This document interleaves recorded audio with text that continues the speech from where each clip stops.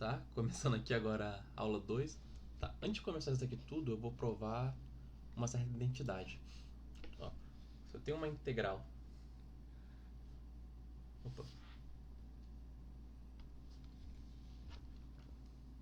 Integral que vai de x1 até x2 de uma função m de x para qualquer função eta de x, isso tudo for igual a zero, então essa função m de x aqui, ó, necessariamente é igual a zero.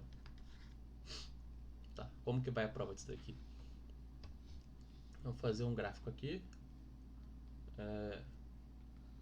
Gráfico não, só um eixo x aqui. E aqui eu tenho x1, x2. Se para um certo valor entre x1 e x2, que eu vou chamar disso aqui, eu tenho que o m desse valor for maior que um valor que é maior que zero, ou seja, maior que zero, porque se ele for maior que zero, eu vou ter um valor que ele é maior, que também é maior que zero.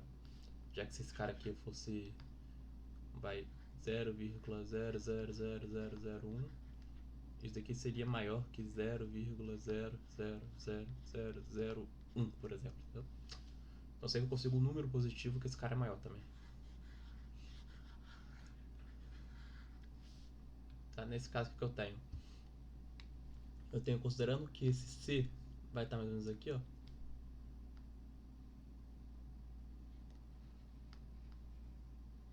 Então eu sei que vai ter um determinado intervalo entre ele aqui, ó. Um intervalo delta, tal que a integral... Cadê? De eta menos delta sobre 2. Eta mais delta sobre 2 de mx neta x tem que ser maior ou igual a c delta.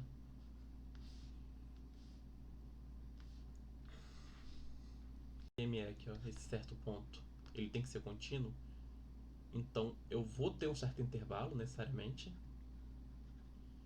que toda essa função nesse intervalo vai ter que ser maior que c. Se eu não tivesse, o que aconteceria?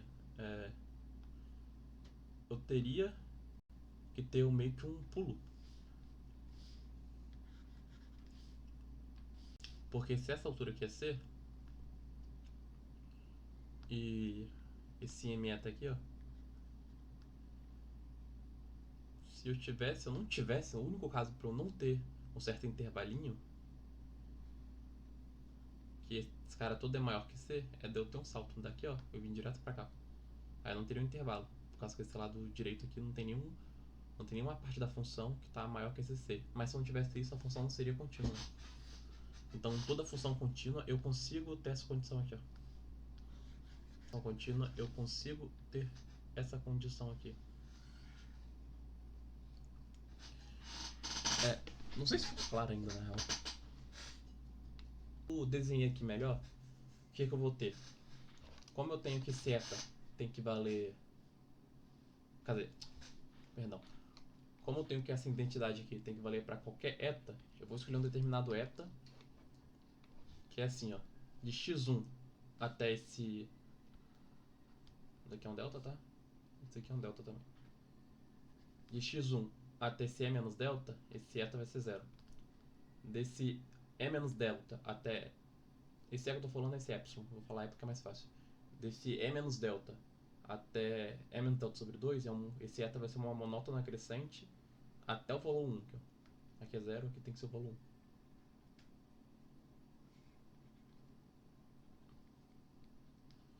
Tá. Até aqui mais ou menos. Até o delta sobre 2.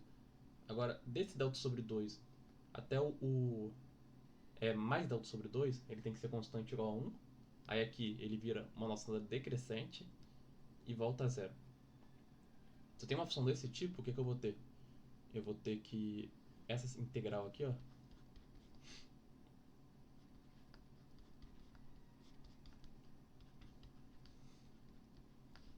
vai ter que ser igual a isso.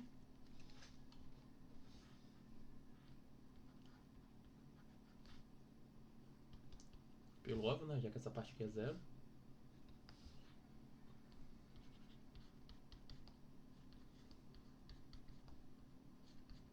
Que é maior ou igual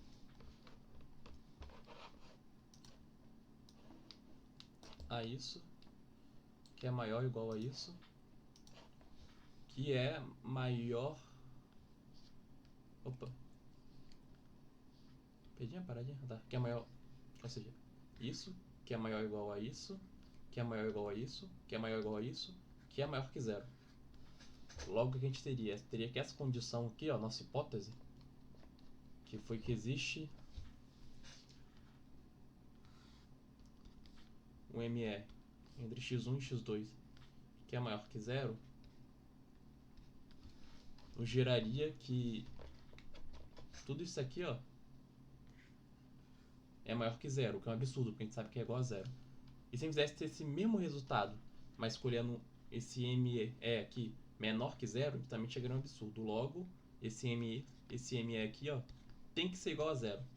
Mas como esse E aqui pode ser tomado em qualquer lugar entre esse X aqui, entre x1 e x2, então eu tenho que esse MX tem que ser igual a 0. Essa é a primeira condição aqui, ó. Primeira identidade, no caso. Tá, continuando agora, eu vou falar um pouco sobre funcionais. Tá, o que seria funcionais? Eu tenho certa função aqui, ó, uma função, vou botar igual x ao quadrado. O que seria essa função? Eu tenho um certo domínio, com vários valores aqui, ó. Vou supor, para essa função específica, que o domínio são todos conjuntos reais. Eu tenho um certo contradomínio, também dos números reais. A função seria uma regra, algo assim, que aplica um número desse domínio em um único número desse contradomínio. Ou seja, dependendo da função, por uma certa regra. Esse cara aqui, ó, aplicaria um certo número, botar π, que é o número do domínio, ao número π ao quadrado. Ou seja, isso aqui vale π, aqui teria que valer π ao quadrado. Isso é função real, de boa. E agora o funcional. O que seria um funcional? Um funcional seria parecido, só que dessa vez o domínio seria um conjunto de funções. Tipo, aqui tem uma função fx, aqui tem uma função gx, aqui tem uma função hx, que aplica cada objeto desse domínio de funções nos números reais. O exemplo mais baixo funcional seria uma integral. Se eu tenho um funcional que ele depende de uma certa função, vai de x2 até x1, aí essa função aqui, ó, dx, eu tenho que, se eu pego essa certa função aqui, ó, essa função podia ser qualquer coisa, podia ser um x ao quadrado, ele vai aplicar essa função em si em um número. No exemplo que é x ao quadrado, aqui tem uma igualdade. No exemplo que é x ao quadrado, aplicaria nesse número dado por isso aqui, ó.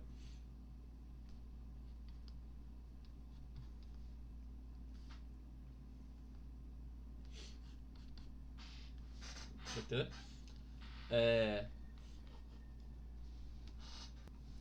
Você tem um certo funcional, que ele depende de uma função a y, da derivada dela e da coordenada x, no caso. Dado por essa forma aqui, ó. Dado por uma outra função que depende disso aqui. X... Perdão, é funcional que não depende de x, depende só disso aqui, ó, na real. Onde tanto esse y como esse y' são tomados como hipótese, como independentes.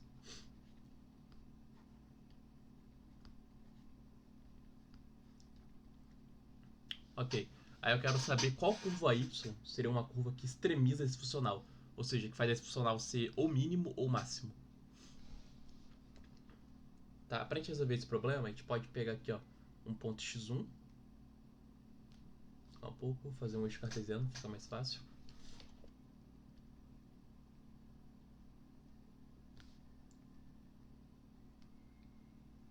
Onde a função que extremiza aquele funcional é uma função y dado por isso aqui, ó.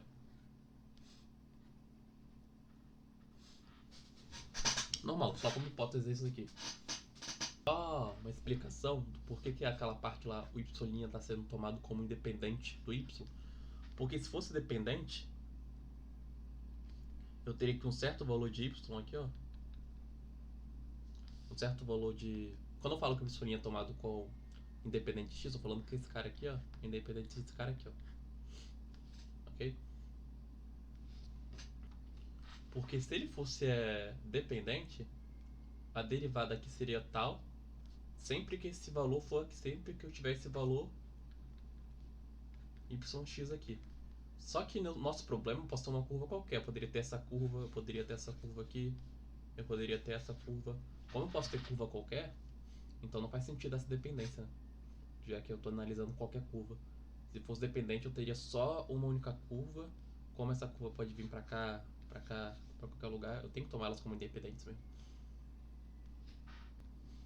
Tá, mas eu posso definir um y barra, que é igual a esse y, que é o que extremiza a funcional, mais um epsilon, que pode variar, né, qualquer valor, pode ser infinitesimal também, vezes um eta x, onde esse eta x tem um, quando ele vale x1 e quando ele vale x2,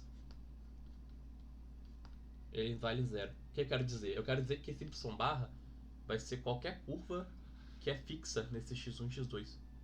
Isso aqui seria um y barra. Essa própria função aqui, y, seria um y barra também.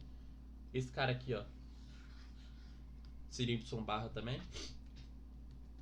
Só que esse cara aqui, ó, já não seria. Por quê? Porque ele não fica fixo aqui nesse x2. Ele não coincide com o y nos extremos aqui, no x1 e no x2. Agora, se eu pegar o problema funcional e restringir o domínio dele, tipo assim, aquele mesmo problema. O funcional de y barra, só é agora em barra. Ou seja, eu tô, em vez de eu pegar o problema de todas as curvas, eu tô pegando só o problema das curvas que são fixas em x1 e x2. Curva desse tipo aqui. Pegando só esse problema, eu teria que os funcionais seriam desse tipo aqui, ó.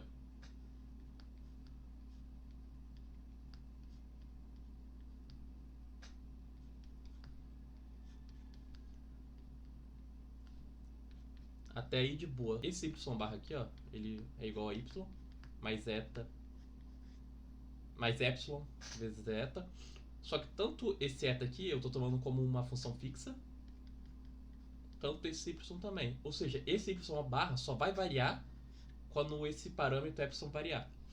Como esse cara só varia como esse eta varia, então posso chamar esse funcional aqui, ó. Não posso chamar, mas esse funcional vai ter a mesma imagem do que uma função real. Uma função real que depende desse epsilon. Ou seja, eu tenho essa identidade aqui, ó.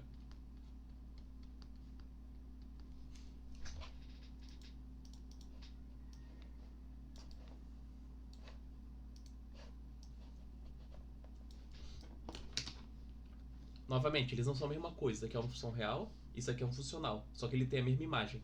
Ou seja, se eu tenho um certo eta aqui, ó, se eu tenho um domínio dos funcionais, seja de funções qualquer aqui, ó. De funções, aqui nesse caso são de funções y barra qualquer. Eu tenho um y barra 1 aqui, um y barra 2, vários y barra aqui. Eu tenho que certo y barra 1, ele vai dar um certo valor real pelo funcional. Só que se esse y barra aqui, ó, esse y barra 1 for igual a y mais um epsilon neta, eu tenho que essa função real dado por aquilo, dado por aquela expressão, vai ser a mesma função real que pega y epsilon 1 e leva nessa mesma função real que levaria o funcional. Ou seja, eles têm a mesma imagem, mas não necessariamente são a mesma função. Quer dizer, são a mesma... É isso mesmo que eu acabo de falar. Assim eu tenho uma função real que pode ser dado por essa expressão aqui, ó.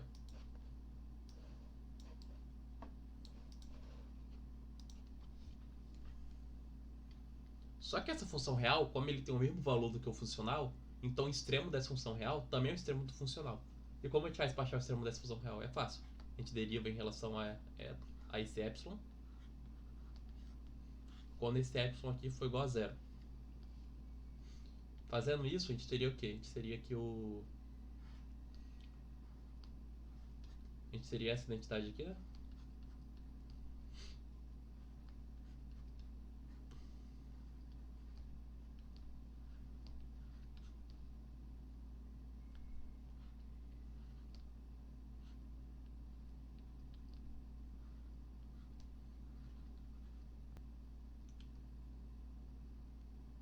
Tá, só que isso aqui tudo pode passar para dentro da integral. Calma. Isso daqui tudo pode passar para dentro da integral. Então eu teria a integral x1, x2.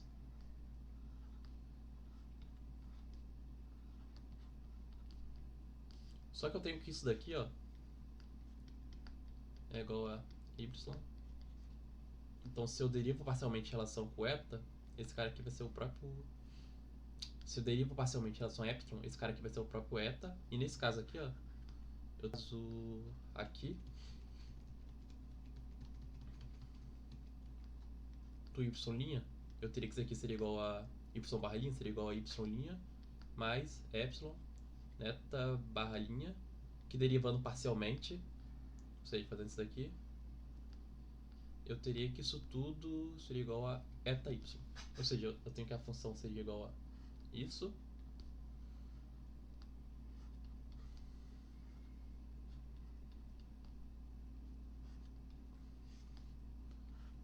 tudo quando e for igual a zero.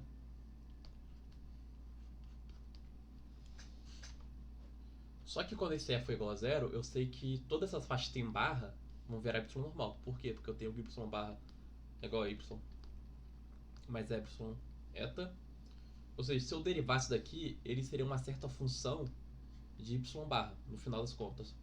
Só que no final, quando eu aplicasse daqui em E0, viraria uma função de y. Então, ou seja, eu posso botar como se fosse daqui. E tirar o eta zero.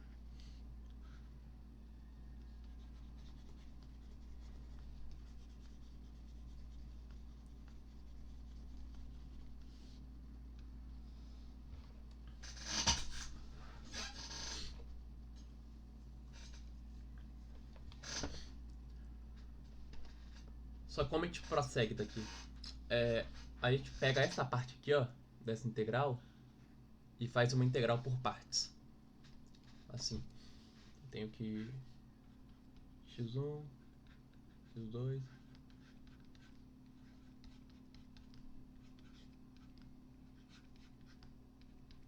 Eu chamo esse cara aqui, ó, de du, e esse cara aqui de v. Então,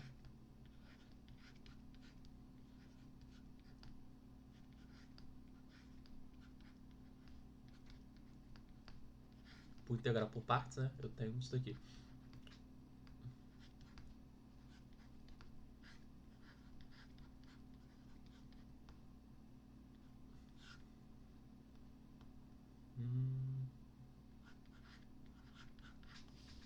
Tá, aqui não tem mais o barra, né? Já que tá, já tá em epsilon igual a zero. Tá. Só que eu tenho que esse eta aqui, ó, em x2 é zero, e esse eta em x1 também é igual a zero. Então isso daqui tudo fica zero. E eu tenho essa identidade aqui, ó, que isso daqui é igual a isso aqui. Aí aplicando essa identidade nessa integral aqui, eu tenho que no final a integral toda daria isso daqui, ó.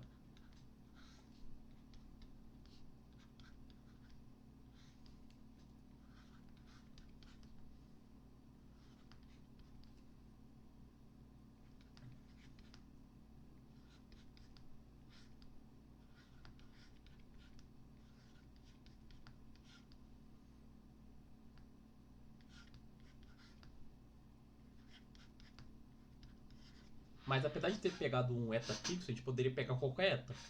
Então eu teria a primeira parte dessa aula aqui, que nos diz que isso daqui, ó, dá zero. Já que eu posso chamar toda essa função aqui, ó, de um m de x, isso daqui é um eta de x, então esse m de x daria zero. Ou seja, para a condição que extremiza aquela curva, essa condição aqui, ó.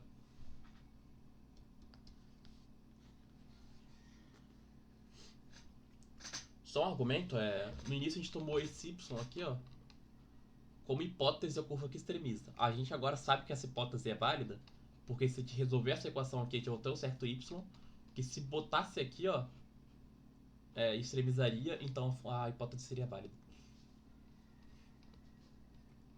Na real, pelo problema que a gente está pegando, se eu tivesse outro y aqui, ó, em outras condições, que vai de um x1 diferente, x2 diferente, faz isso daqui. Ele também é satisfazer aquela conta, dado o problema de todos os extremos que são fixos. Porém, o que a gente quer é qual a condição que extremiza. Qual a gente quer, tipo assim, dado um y que extremiza a curva, qual a equação que ele satisfaz. Então isso daqui não teria, isso daqui ó, não teria um problema. Esse cara é insatisfazer, mas o extremo também é insatisfazer. Tá. Só que a gente pode fazer algumas certas considerações, ó. Se eu tenho um certo... Vamos lá. Se eu tenho um certo S agora, que eu vou chamar de ação, definir como ação. Como se fosse uma integral de um tempo t1 a um tempo t2. De uma função lagrangiana, que depende da coordenada generalizada q, e q ponto, e t, em dt, onde esse q e esse q ponto são tomados como independentes pela minha hipótese anterior, o que eu teria? Eu teria que essa variação desse S implicaria, quando essa variação desse S é igual a zero, implicaria extremizar a curva, e extremizar a curva também implicaria nisso daqui. Vou provar isso agora. Se eu tenho que essa variação desse S é igual a zero, eu teria no final, que teria essa integral de T1 em T2 é igual a isso daqui.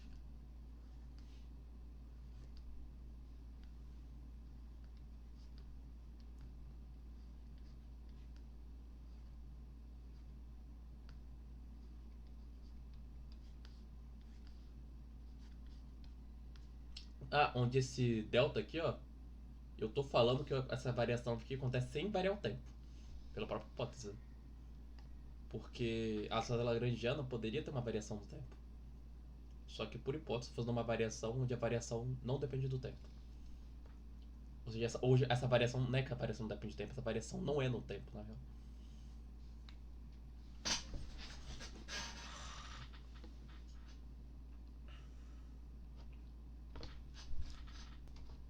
Só que eu poderia tomar essa variação como se fosse um epsilon eta.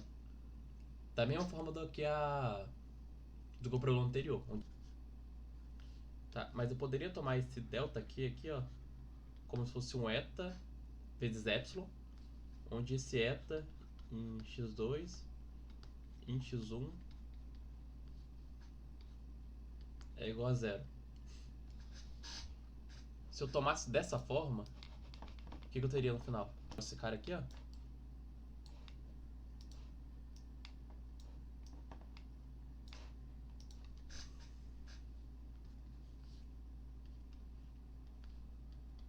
Teria um epsilon multiplicando aqui também, ó. Mas como esse epsilon pode assumir qualquer valor, então isso aqui que tem que ser igual a zero. Mas esse cara aqui, ó, é a mesma coisa do que... Cadê? Do que esse daqui, ó, substituindo o F pelo L e o Y por Q. Ou seja, eu tenho que a curva extremiza se eu faço isso.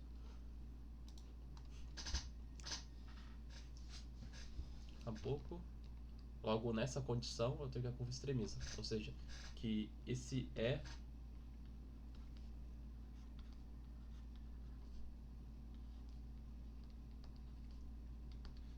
a curva extremiza, onde essa função aqui seria igual a... por definição igual a ação. Só que é só em Q barra.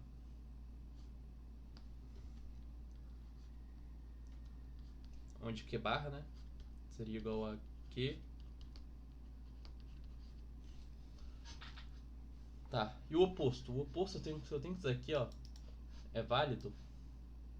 Então no final das contas eu chego que isso vai ser válido. Só que como esse cara aqui é igual a zero, eu posso multiplicar pelo eta, que ele vai vir pra cá, ele vai vir pra cá também. Só que esse eta vezes epsilon, ele é igual a delta Q. E esse epsilon vezes neta linha, aqui não seria o linha, né? Seria um ponto, já que eu estou derivando temporal. Esse epsilon linha seria igual a... seria igual a isso, já que isso aqui é uma constante. Que seria igual, né, no caso, a delta Q linha. Isso. Ou seja, viria para cá, faria essa função aqui, que nos resultaria essa função. Ou seja, eu tenho que, se esse delta S aqui ó, for igual a zero, então essa função aqui é satisfeita.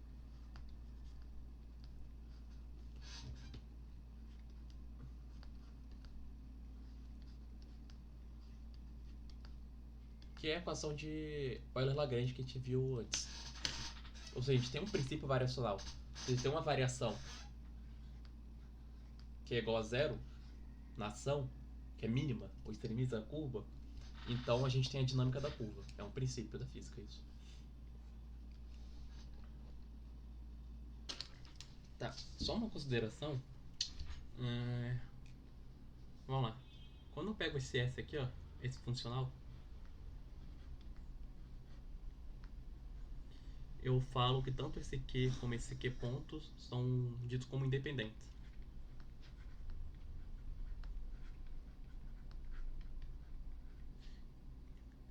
Independentes. Tá. Só que quando a gente chega na equação de Euler-Lagrange, a gente chega nisso daqui, ó.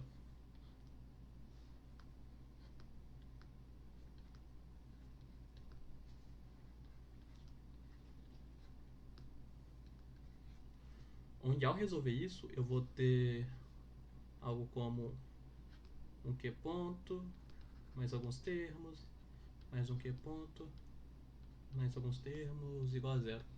De modo que eu vou conseguir relacionar os dois. Eu consigo relacionar Q ponto com Q ponto. Mas ué, eles não são independentes? Então, eles são.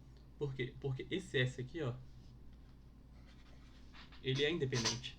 Então, na hora de somar a variação do S, ele também vai ter tanto esse Q como esse Q ponto independentes.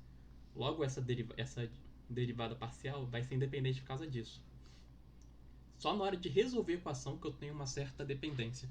Seria a mesma coisa de eu pegar uma função que depende de dois parâmetros dependentes, uma função de u e de v, e fazer a derivada de f em relação a u mais a derivada de f em relação a v é igual a uma constante aqui, ó.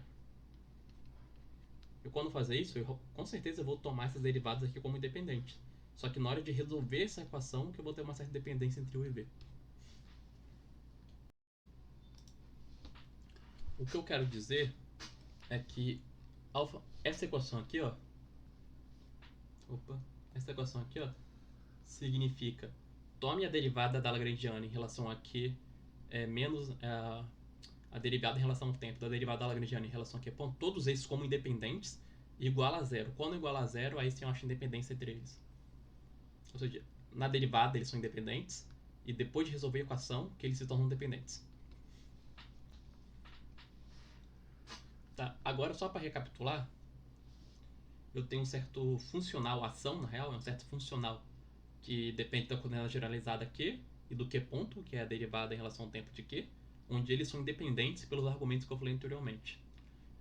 E essa ação é dada por essa integral aqui. Eu poderia resolver isso da mesma forma que eu resolvi antes, ou seja, eu suponho que tem uma certa função Q, aqui ó, esse Q em preto, que é a curva preta, que extremiza, né, esse funcional, e eu reduzo o problema agora desse funcional aqui para um problema do funcional onde só tem os domínios Q barra, onde Q barra são funções que podem variar normalmente, só que são fixas nesses extremos, tanto em T1 como em T2. Aí eu, voltando com esse domínio, onde Q barra é dado por isso aqui, ó, onde esse eta, obviamente, tanto em T1 como em T2, ele tem que ser zero para satisfazer essa condição de ficar fixo nas extremidades. Então, com isso, eu consigo eu consigo dizer que uma função real que tem um parâmetro epsilon tem a mesma imagem do que esse funcional, né? Já que esse q barra só vai mudar quando esse epsilon muda. E com isso eu consigo a condição de extremizar, que seria a imagem dessa função real na derivada em relação a epsilon. Quando epsilon for igual a zero, tem que ser igual a zero. Obviamente eu consigo fazer isso por causa que o maior valor ou menor valor dessa função real é igual ao maior ou menor valor desse funcional, já que eles têm a mesma imagem. E óbvio, pelos mesmos argumentos anteriores, resolvendo essa conta aqui, ó, a gente chegaria na equação de Euler-Lagrange, normalmente. Só que eu também tenho que uma variação em S, essa variação aqui, voltando a falar, é uma variação onde o tempo fica fixo. Seria dado por isso aqui, né? Onde eu posso representar essa variação aqui como epsilon vezes um eta. Esse eta, como eu estava falando antes, ele é tanto em T1 como em T2, ele seria zero. Mas eu posso pegar esse eta aqui como se fosse um valor qualquer, não necessariamente que é zero em T1 e T2. Quando eu faço isso, eu tenho que esse delta Q representa uma variação qualquer. Deixa eu botar aqui. Ó.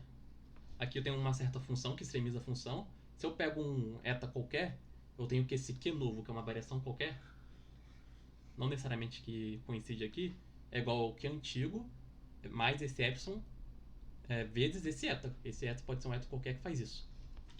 Então, eu realmente consigo logo eu realmente posso definir isso sem nenhum problema. Obviamente, se eu quisesse definir uma variação de Q que ele é igual a zero em T1 e em T2, ou seja, isso daqui é igual a zero, então aí sim eu teria que esse eta teria que ser zero também, nesse mesmo T1 e T2. Mas voltando, eu tenho que esse cara aqui é igual a epsilon vezes todo esse termo aqui, né? Pelo que eu acabei de falar.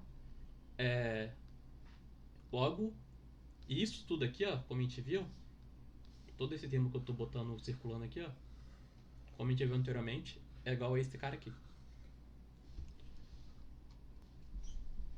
Tá.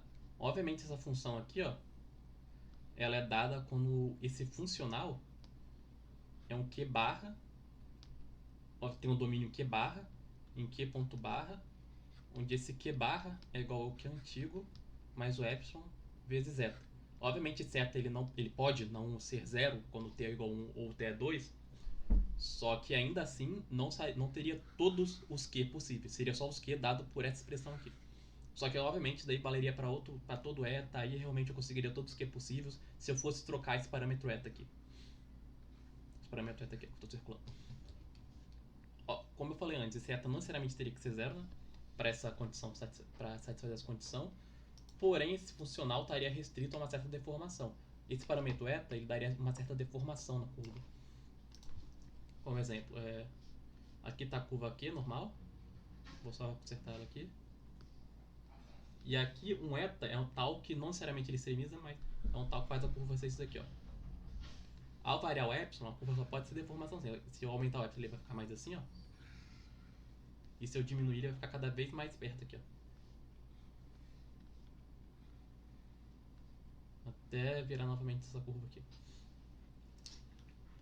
Ou seja, aí no caso o nosso domínio seria de todas essas curvas que satisfaz essa deformação. Mas ó, óbvio, o que a gente está querendo é essa curva que extremiza, que é uma curva que vai ter essa condição aqui, ó, que em T2 e em T1 a variação de Q vai ser zero. Tá, aí sim, né, que quando esse cara aqui, ó, opa, acho que tá atrapalhando aqui, onde esse cara aqui foi igual a esse cara, opa, esse cara aqui que é igual a zero, aí sim eu vou ter aquelas curvas que tem que ser fixa, ou seja, vão ser curvas, vou fazer em verde aqui, ó, que realmente teria que ter o mesmo ponto do que aqui, quando tem essa condição aqui no caso. Ou seja, isso daqui também iria, isso daqui pode ser qualquer coisa, mas que no final fica nesse ponto aqui, e etc. Tá, isso a gente faz pelo caso que na hora de você resolver esse del(S) igual a zero, eu vou chegar numa parte que vai ter integral por partes desse cara aqui, ó. Logo, se tiver aquela condição, isso aqui é zero e eu chego a negação de Euler-Lagrange. Só para mostrar melhor o que eu fiz aqui.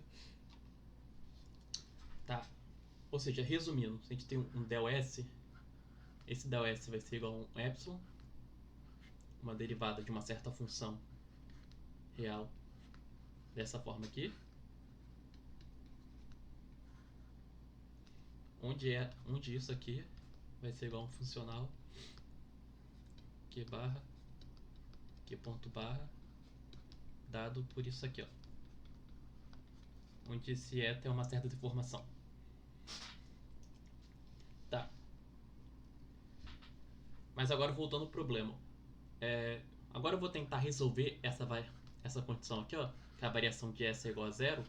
Porém, em vez de resolver daquela forma que a gente pega uma função real aqui, faz a derivada em relação a epsilon igual a zero, eu vou resolver direto dessa condição aqui. Antes de resolver, eu vou provar essa identidade aqui, ó.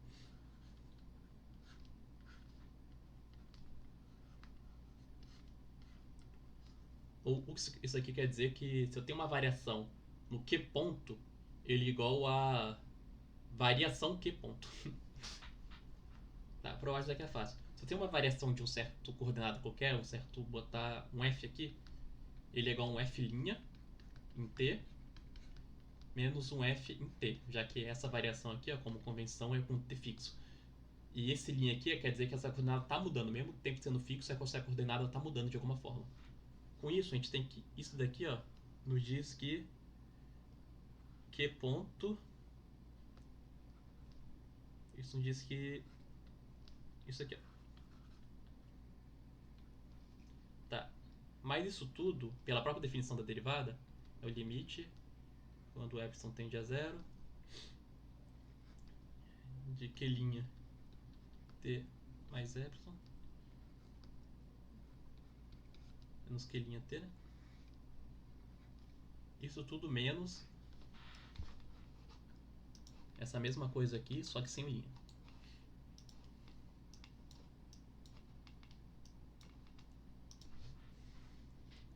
Só que isso tudo é igual ao limite, né? Quando o epsilon tende a zero, de 1 sobre epsilon,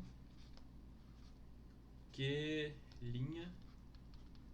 t mais epsilon menos q t mais epsilon. Isso tudo menos um q' de t menos um q de t, onde isso tudo vai ser o limite de quando o epsilon tende a zero, 1 sobre epsilon, delta q, delta q t mais e menos delta q de t, onde pela definição de derivada, isso tudo é igual a isso. Assim, provando identidade. Tá, agora provando essa identidade, a gente realmente vai para onde a gente quer, que é calcular essa variação de S quando é igual a zero. Tá, calculando isso, pela própria definição do funcional, né, a gente teria isso aqui, ó.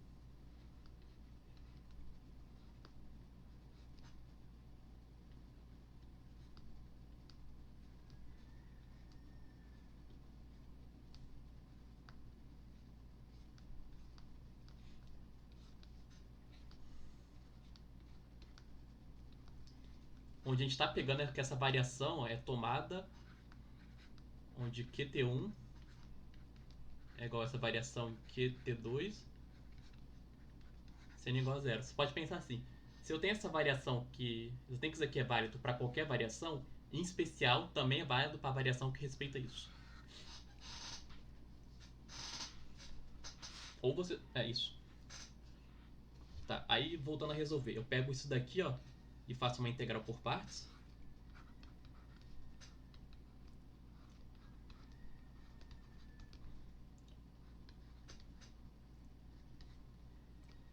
Onde eu chamo... Onde eu chamo isso de dv, isso de u. Ou seja, vai dar...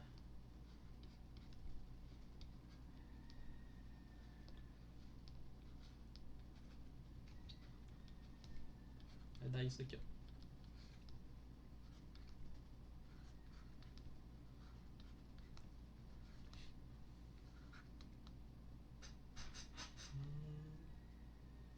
Cadê? Isso daqui dá zero, né? Por essa condição aqui. E isso aqui, então eu botei que essa integral aqui vai ser igual a essa integral aqui, e eu substituo essa integral aqui. Logo eu vou ter a mesma coisa do que eu tinha antes, que é essa condição aqui.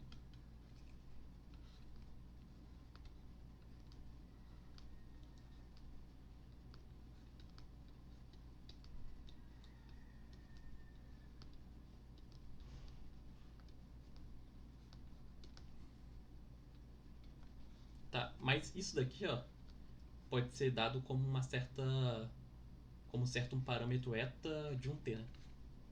Daqui pode ser associado. Isso daqui poderia ser uma certa função de t. Logo, pela primeira parte dessa aula, como isso aqui é válido para qualquer eta, ou seja, para qualquer variação, então isso daqui necessariamente tem que ser zero.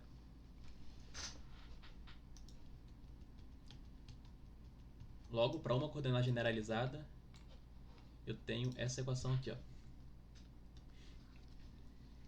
Tá, até aí tudo bem. Mas aconteceu, o que aconteceria se eu pegasse mais de uma coordenada generalizada? Ou seja, eu pegaria Q1, Q2, até um Qn. O que aconteceria é que na hora de fazer essa variação aqui, ó, eu teria um somatório em K, onde esses caras aqui são dados em certo K. Ao resolver isso, eu teria a mesma coisa, os mesmos passos que foram dados, só que no final eu teria isso aqui, ó.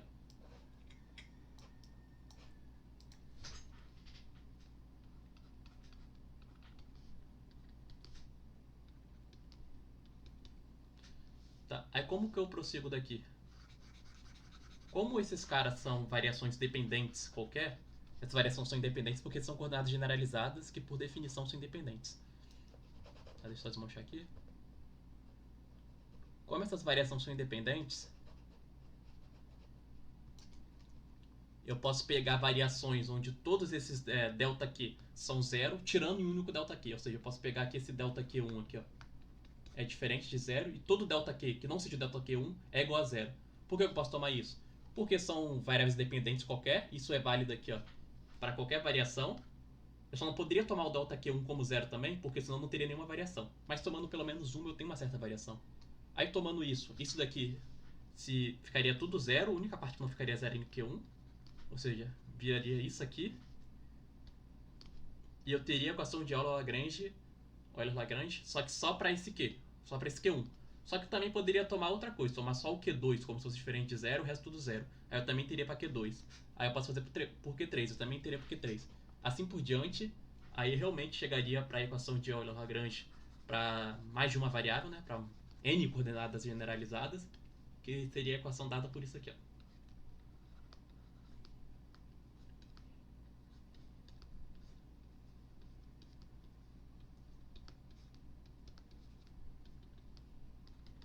Onde o Q vai de 1 a n, assumindo que eu tenho as coordenadas generalizadas Q1 até Qn.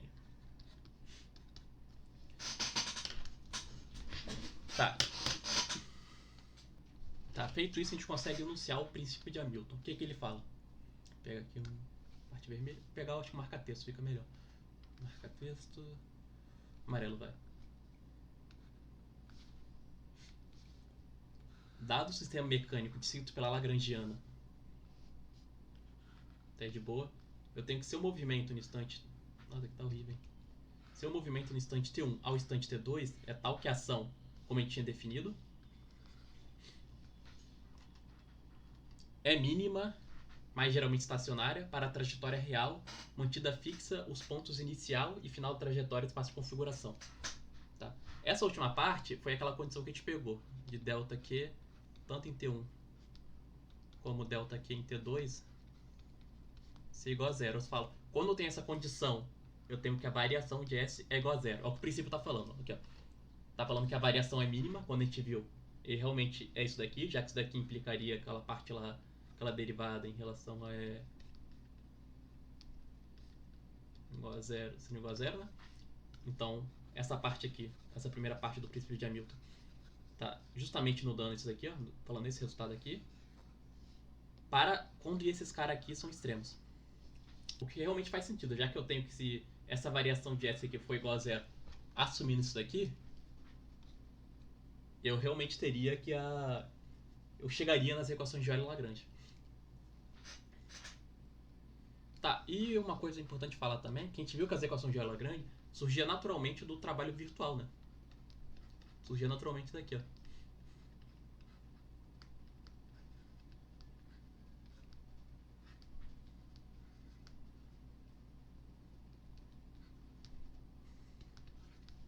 Já que isso aqui é igual a zero, né?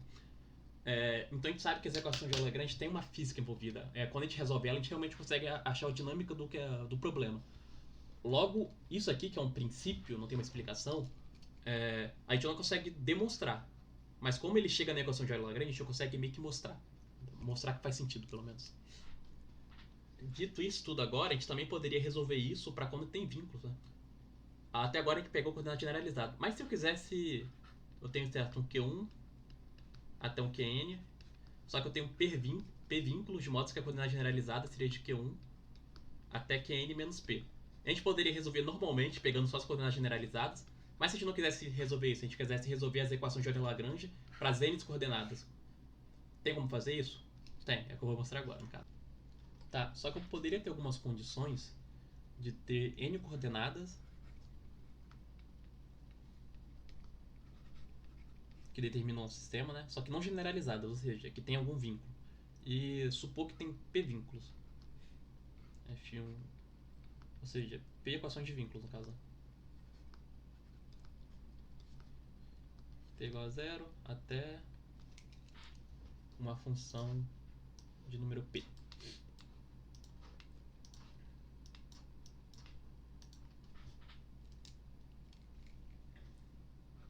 Tá. Supondo isso, eu posso definir uma outra função, essa função f aqui, ó, que é igual a lagrangiana mais esse somatório aqui, ó, de k igual a 1 a p de lambda k fk de q1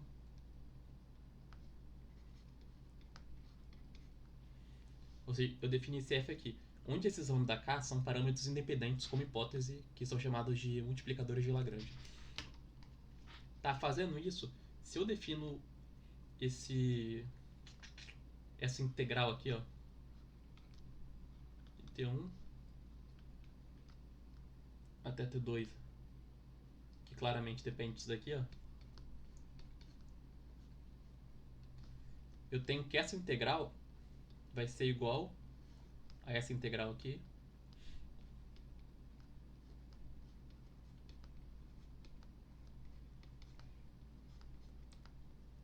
que é igual a ação. Ou seja, eu posso tomar ação como uma integral de f em vez de integral de L. Por que isso daqui é igual? Por que essa integral aqui, ó, é igual a essa aqui?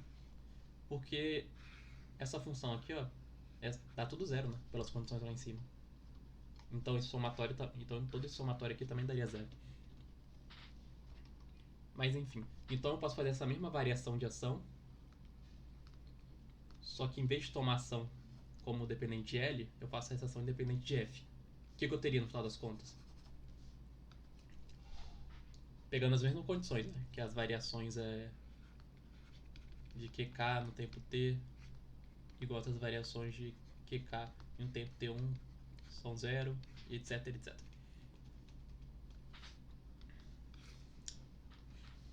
Tá, fazendo essas condições, no final eu teria que essa integral aqui, ó,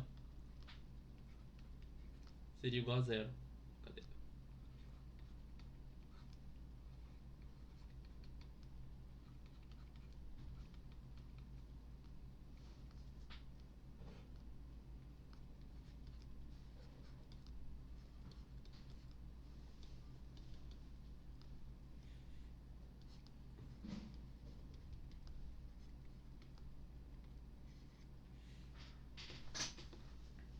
Beleza? Tá, só que antigamente daria pra só a gente chegar e igualar isso tudo aqui a zero. Por que daria pra fazer isso? Porque antes eu teria que essas todos esses delta Q aqui, de Q1 até Qn, são independentes. Agora não são mais, então não daria pra fazer isso. Então como que a gente vai prosseguir daqui?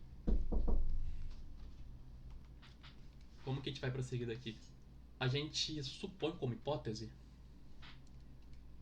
que para as P últimas variações, ou seja, para os P último seria N menos P mais 1 até essa variação de Q N, esse P último aqui, ó, a gente supõe que essa equação aqui dá zero.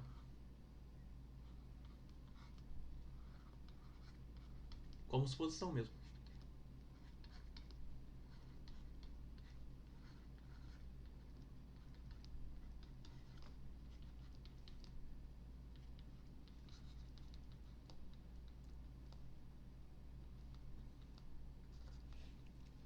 Tá, só melhorando um pouco essa equação, seria isso aqui, ó.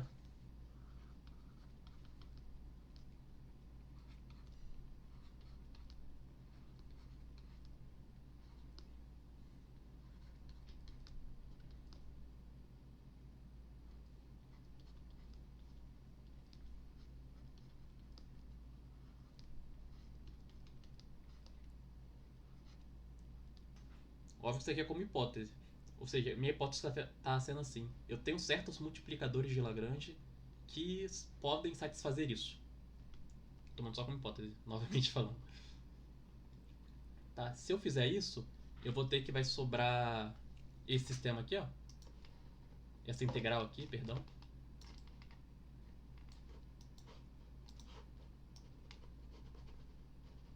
Porém, o K variando de... Porém, para esse K aqui, ó, variando de 1 até N menos P. Só que com isso eu teria que isso daqui seria tudo independente e realmente isso daqui seria igual a zero nessas condições.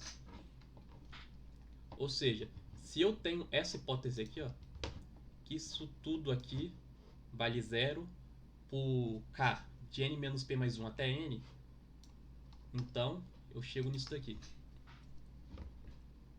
Eu chego que isso daqui é válido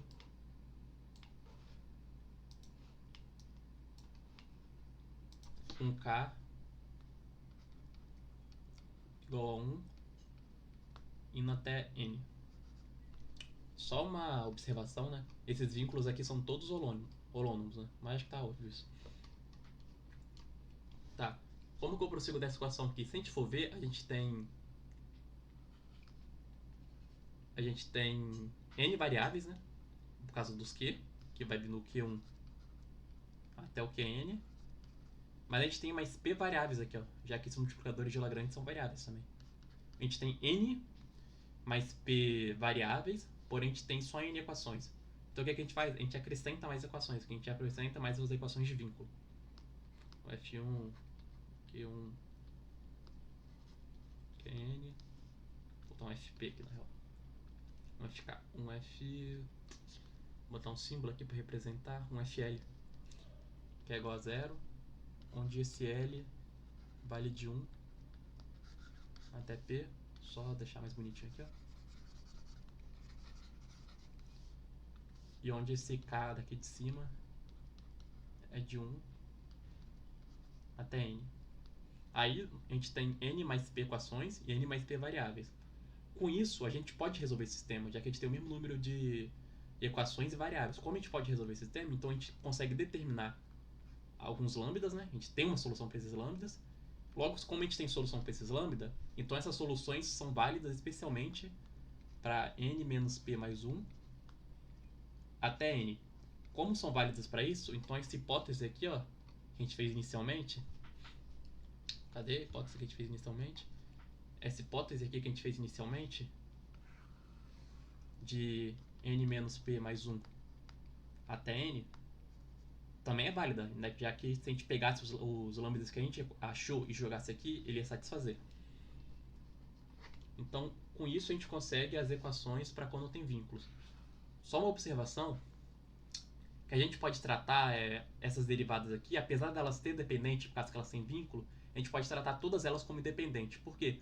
Porque se a gente resolver essas derivadas parciais tratando como independente, a gente ainda assim teria n mais p equações e n mais p variáveis. Ou seja, a gente ainda conseguiria um valor de lambda, e como a gente ainda conseguiria o valor de lambda, eu teria ainda assim que todo esse sistema aqui, ó, seria válido. Como todo sistema é válido, o vínculo ia surgir naturalmente por essas partes aqui. Ou seja, a gente tratar isso aqui como independente daria o mesmo resultado do que a gente tratar como dependente, já que como tanto essa parte aqui da equação como essa parte aqui são válidas, então se eu isolasse o Q e jogasse aqui, e jogasse nessas primeiras equações aqui, seria a mesma coisa de tratar como dependente, eles dariam o mesmo número, o mesmo valor no caso. Só para falar isso um pouco melhor, isso tudo seria igual fazer isso daqui, ó, derivada de f em relação a isso, de dt em relação a sendo igual a zero, com k de 1 até n. Por que todas as equações seriam igual a isso? Porque nas... de k de 1 até n mais p. Confundi aqui.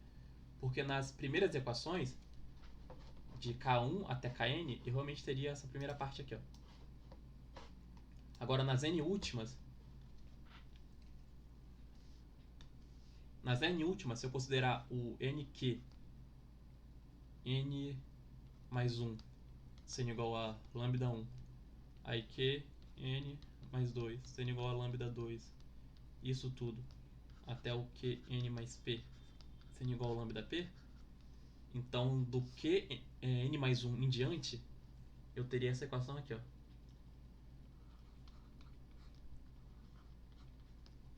A um lambda de um certo L, menos dt, a um lambda de um certo L igual a zero, onde esse L viria de 1 até P. Mas isso tudo daria essa última equação aqui, né? Já que a primeira parte de f, cadê a definição de f? Já que essa primeira parte de f em relação ao lambda ia variar, e essa outra parte aqui, ó, só ia valer pro lambda que tem o mesmo índice do que esse lambda que a gente está derivando aqui. O que eu estou querendo dizer? Acho que foi melhor fazer explicitamente isso daqui. Teria que a derivada de L menos o somatório de lambda k f de k, isso em relação a lambda L, isso tudo daria menos esse somatório aqui, ó, com esse delta de Kronecker, LK, FK, isso tudo sendo igual a zero, já que essa outra parte aqui, ó, que tem a derivada no tempo, anula, já que não tem nenhuma função com esse lambda no tempo. Ou seja, isso tudo aqui seria igual a um FL, que é igual a zero.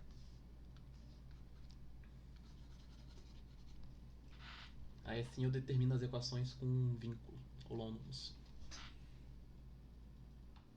Tá, definindo agora um vínculo não holônomo, porém com essa forma aqui, ó, onde eu posso definir também uma grandeza P, PL, tal que é o diferencial, é dada por esse vínculo, onde o L vai de 1 até P, então eu tenho que então eu tenho que essa diferencial no T fixo vai ser dado como isso aqui,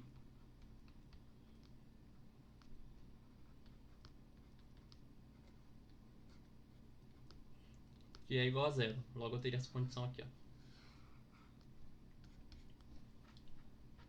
Tá? Com isso eu posso definir uma certa integral que eu vou chamar de quezão, com uma integral de T1 até T2, um somatório de L igual a 1 até P, de HL mais esse somatório de K igual a 1 a N de todo esse cara aqui, ó.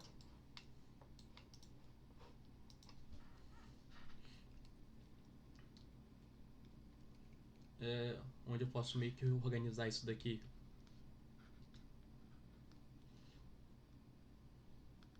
deixando de tal forma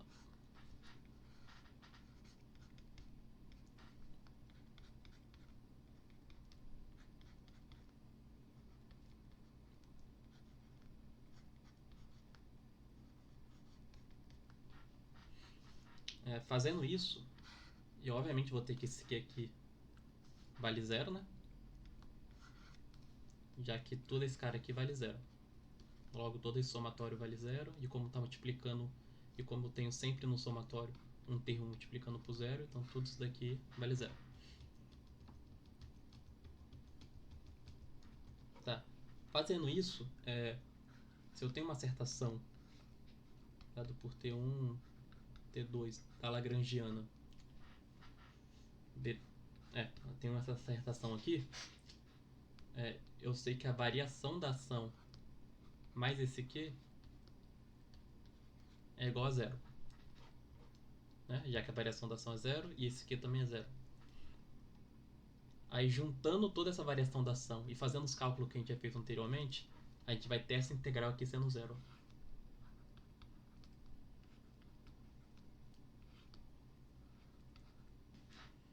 Tá?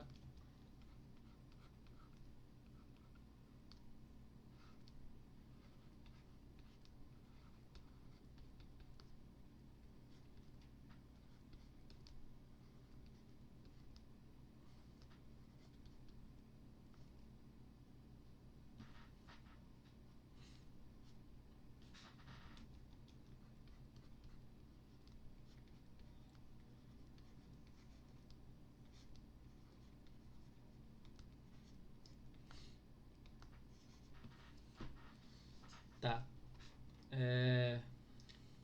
Com isso aqui a gente pode prosseguir do mesmo jeito que a gente fez anteriormente. Supor que... Ah tá, antes disso eu sei que esses caras aqui, ó, esses delta Q, que vai de 1 até N, novamente eles não são independentes, né? Já que eu também tenho um vínculo dessa forma aqui, ó. Óbvio que agora esses vínculos não são holônomos, né? São não holônomos. Só que a gente prossegue da mesma forma, né? Que é supor que existe uma solução onde esse cara aqui, ó, é igual a 0, dado esses multiplicadores de Lagrange aqui. Supondo que isso é igual a zero, que existe essa solução, então aí eu vou ter novamente essa integral aqui, porém com esse delta Q com K indo de 1 até N menos P, já que essa suposição aqui obviamente tem que ser feito com K de N menos P mais 1 até N, da mesma forma que foi feito anteriormente. Aí com essa suposição eu vou chegar nessa integral aqui, ó, porém com K de 1 até N menos P. Porém, o K de 1 até N menos P, eu tenho coordenadas independentes. Logo, com essa suposição, eu vou ter novamente que isso aqui é igual a 0. Mais agora do K indo de 1 até N. Mas novamente, aqui eu teria N mais P equações, então também adiciono as equações de vínculo. Cadê as equações lá em cima? Bem análogo que foi feito anteriormente. Então também adiciono as equações de vínculo aqui. Porém eu já vou derivar tudo em relação a t, dividir tudo em relação a dt, para ficar mais organizadinho essas equações. Aí agora eu realmente tenho n mais p variáveis e n mais p equações. Aí isso tudo pode ser resolvido, como pode ser resolvido?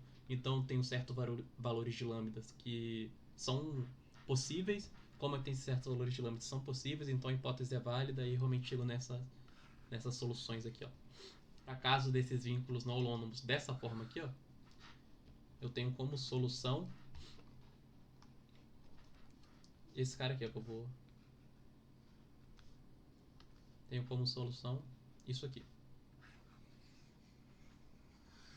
Tá? É bem análogo ao que foi feito anteriormente, só que dessa vez mudando os vínculos.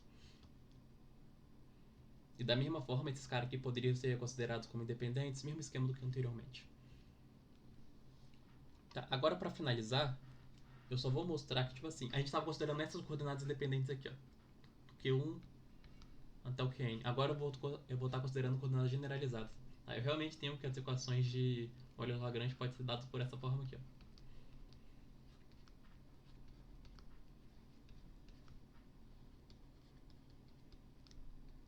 Mas se eu trocasse de coordenadas generalizadas, agora eu pegasse essas coordenadas generalizadas aqui, ó.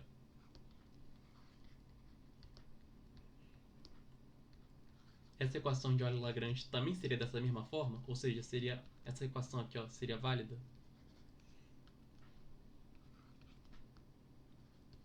Isso eu vou mostrar agora que isso é válido, ou seja, para qualquer coordenada generalizada, eu tenho que essa equação de Euler-Lagrange é válida. Vou mostrar a seguir aqui, só para finalizar. Tá. Tomando um certo QK como uma função de todos aqueles Q nas outras coordenadas generalizadas, o que faz sentido, né, já que a coordenada generalizada gera um movimento, e essa daqui é uma quantidade que faz parte do movimento, e tomando o oposto também. Esse cara aqui.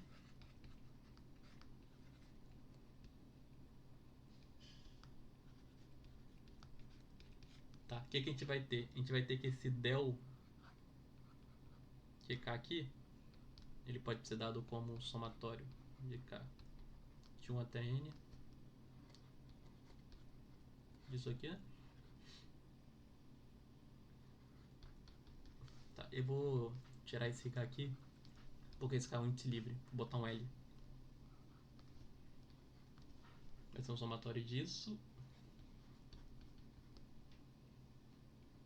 mais isso aqui.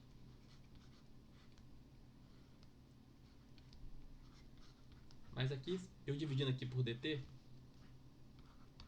aqui eu divido por dt também, aqui eu divido por dt, então isso aqui vira 1, isso daqui vira um q ponto, um qzão ponto, isso daqui vira um qzinho ponto. Ou seja, eu tenho essa identidade aqui. Só que se eu tomar essa derivada parcial dessa identidade em relação a esse qzão ponto e uma certa variável que eu vou chamar de km, assim, onde eu tô tomando, é importante falar, onde eu tô tomando essas derivadas parciais, considerando que todos esses qzão e esses qzinhos são independentes. Então isso daqui seria igual a um somatório de k igual a 1 del km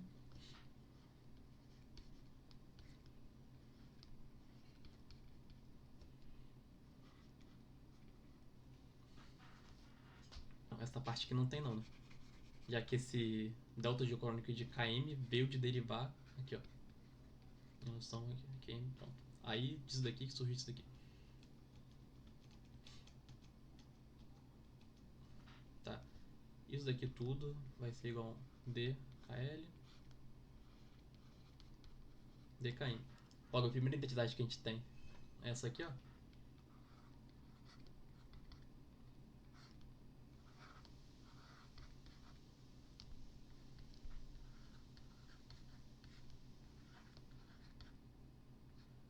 Opa.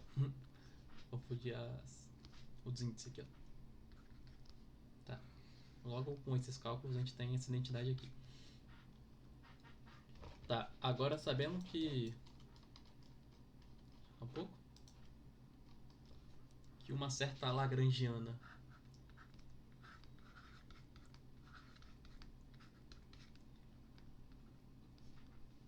Q barra é igual a lagrangiana, uma certa lagrangiana nas coordenadas novas, que eu vou chamar da lagrangiana Q barra, é igual a lagrangiana nas coordenadas antigas, por essa própria troca por essa própria transformação, ou seja, esse cara aqui só depende disso aqui, né? E esse Q ponto depende disso tudo. E sabendo que uma derivada de um certo Qzinho com certo índice em relação a um QL ponto, necessariamente é zero, né? Já que eu tenho que aquele Qzinho, cadê?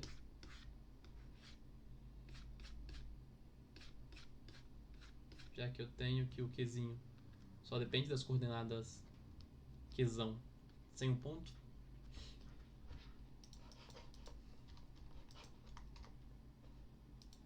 eu tenho que, se eu tomar esse del L barra em relação a del Q sim, Isso tudo vai ser igual a somatório em L, né? Desse del QL.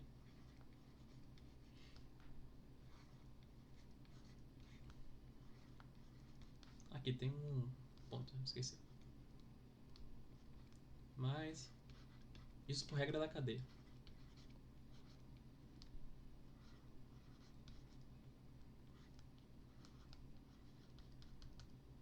Isso daqui fica zero, né? Pela essa condição aqui. Isso aqui, pela primeira hipótese lá, é igual a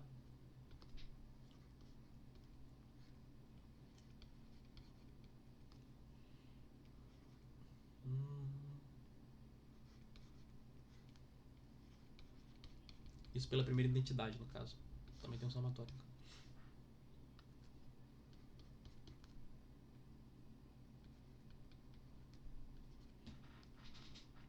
Isso.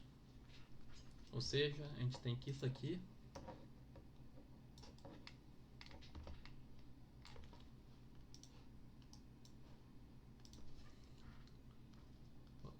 isso aqui é igual a isso aqui.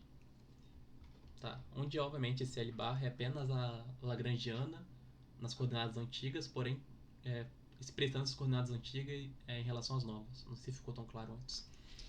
Tá. Agora fazendo isso, porém derivando em relação ao tempo, o que eu vou ter?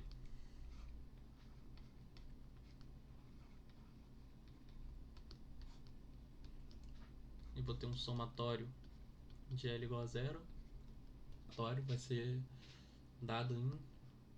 tá. Derivada do primeiro, né? Regra do produto.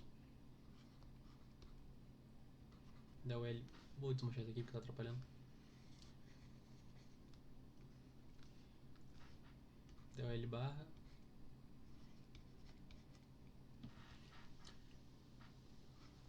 Vezes isso aqui, né?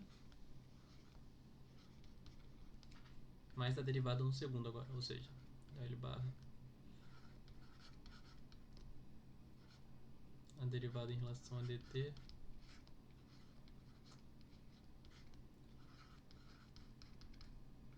disso aqui. Tá.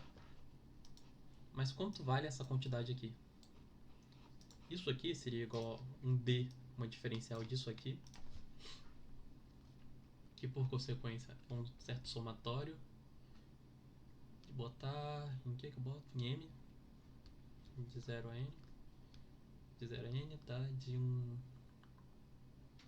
a derivada disso aqui, né?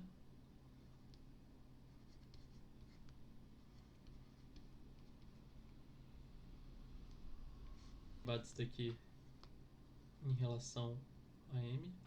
Tinha um k aqui, não sei porque eu botei um m. dkm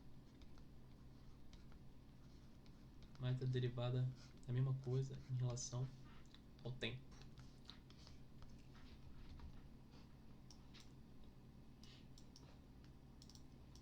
Tá, só que agora novamente, se a gente dividir tudo por dt, eu tenho que esse cara aqui some, né? E esse cara aqui, ou seja, o termo tava aqui virou 1, e esse termo aqui virou questão ponto. Novamente, a gente sabe que essas derivadas são tomadas como continuamente diferenciáveis, então eu tenho isso aqui, essa identidade, né?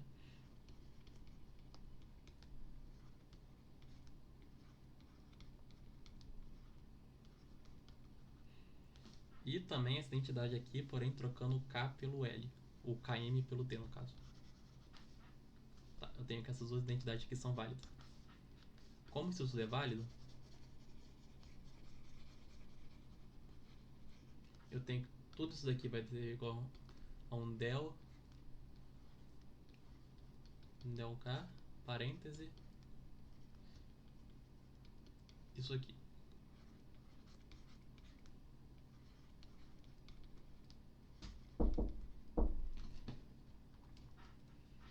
Tá, mais, obviamente, né, essa derivada aqui. Mas isso tudo aqui, ó, nada mais, nada menos é do que a derivada... Opa! nada mais nada menos é do que um K... Cadê? Do que um KL ponto. É fácil, novamente eu pego a diferencial desse K aqui. Essa diferencia e depois divido por dt. Eu vou chegar nessa mesma equação aqui.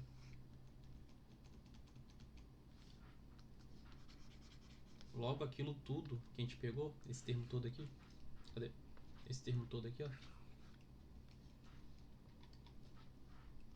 É igual a uma derivada de KL ponto K. Ou seja, eu tenho essa identidade aqui.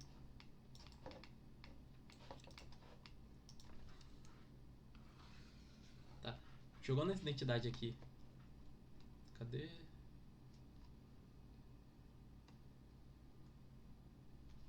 Tá. Jogando essa identidade aqui. Aqui, ó. O que eu teria? Só copiar essa parte aqui.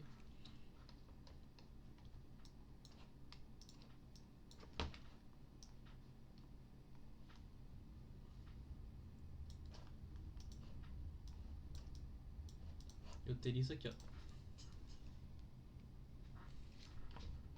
Opa, aqui tem um dt também. Tá, agora é fácil. Agora se eu faço isso aqui, ó. Del L barra por del KQ. Isso tudo a gente sabe que é isso daqui, ó.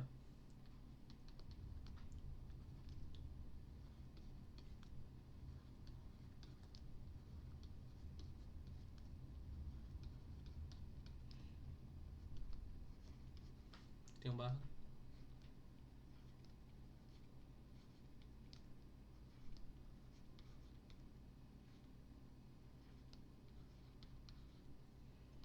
Então, eu tenho que esse cara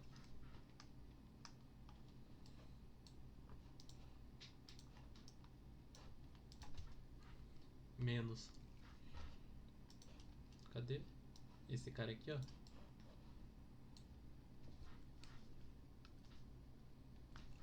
Vai ser igual toda essa equação aqui, ó. Isso aqui.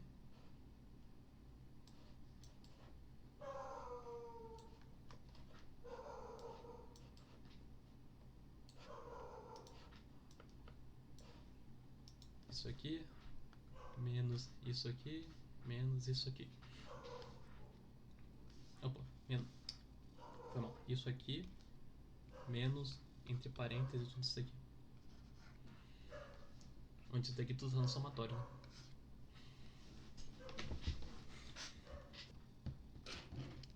Óbvio que daqui a gente pode cortar esse cara aqui com esse cara aqui. O que vai nos retornar aqui. Cadê? Que isso aqui é igual a um certo somatório de L igual a 0 até N de um del L barra assim.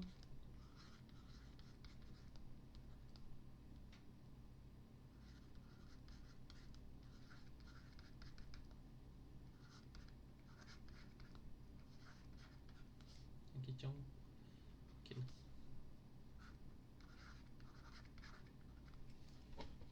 Que é igual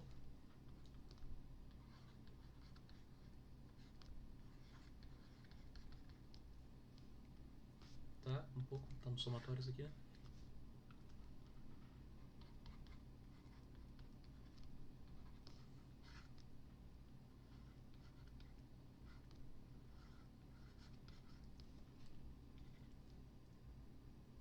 Menos... Cadê? Tá, menos ddt.